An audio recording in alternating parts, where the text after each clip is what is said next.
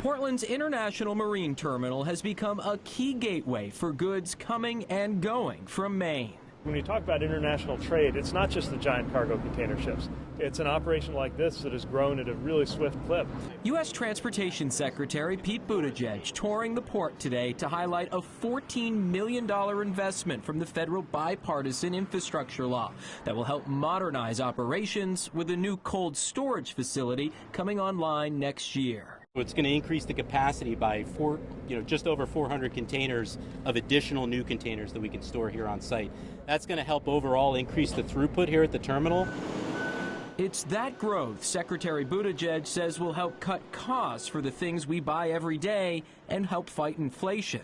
The price of the goods that you buy at the store partly depends on the cost of shipping, which depends on operations like this one. The temporary closure of one of the East Coast's largest ports in Baltimore earlier this year due to a bridge collapse showed vulnerabilities in the supply chain, an issue we asked Secretary Buttigieg if Portland's port could help fix. It showed that a lot of smaller ports needed to step up to be able to pick up the slack for the Port of Baltimore. How important are investments for mid-sized ports like this to be able to increase capacity?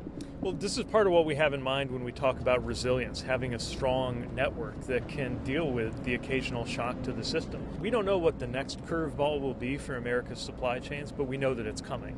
And we know that we'll be better able to confront it if we have strong port infrastructure all across the country and all up and down this coast. What's happening here in Portland is a great example of that.